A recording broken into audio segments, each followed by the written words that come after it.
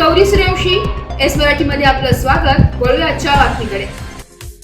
भोकरदन तालुक्यातील पिंपळगाव रेणुका येथील तरुण शेतकरी अमोल देशमुख यांनी मेथीच्या भाजीला भाव मिळत नसल्याने संतप्त होत शेती जनावरांच्या हवाली केली आहे. दरम्यान आवक मोठ्या प्रमाणावर होत असल्याने भाजीपाल्याचे भाव गडगडले. मेथी कुणी घेण्यास तयार नाही, त्याचबरोबर केलेला खर्च पण ढेगणे अवघड झाले. या बिकट पार्श्वभूमीवर शेतकऱ्यांनी आपली जनावरे मेथीच्या शेतात चरण्यासाठी सोडून दिली.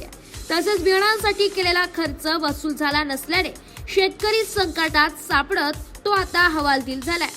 बियाणासाठी एकरी 10 ते 15 हजार रुपये होऊन सुद्धा पुरेसे उत्पन्न मिळाले नाहीये. त्यामुळे मेथीच्या पिकात जनावरे चरण्यास सोडण्याची वेळ आली आहे.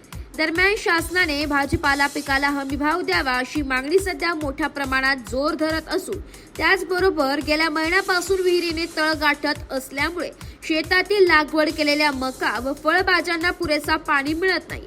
यामुळे पाणी टंचाईचा शेतकऱ्यांना सामना करावा लागतोय. मात्र काही शेतकऱ्यांनी आजूबाजूला असलेल्या विहिरीतून पाणी घेऊन आपल्या शेतातील लागवड केलेली फळभाज्या व मका वाचवण्याचा अतोनात प्रयत्न चालू आहे. त्यामध्ये कडाक्याचे ऊन असल्याने सध्या शेतकऱ्यांनी मेथी लागवड केली आहे, परंतु शर्तीचे प्रयत्न करूनही सुद्धा ही मेथीला भाव मिळत नसल्याने शेतकऱ्याला नाहक मनस्ताप सहन करावा लागत आहे. त्याचबरोबर मेहनत ही वाया जात असल्याने शेतकरी हा मोठ्या आर्थिक अडचणीमध्ये सापडला असल्याचं दिसून येत आहे. एस मराठी न्यूज साठी प्रतिनिधी अमोल शिंदे, भोकरदन. अशाच नवीन ताज्या घडामोडी जाणून घेण्यासाठी आमच्या एस मराठी न्यूज चॅनलला लाईक करा, शेअर करा, सबस्क्राईब करा आणि बेल आयकॉनला क्लिक करायला विसरू नका.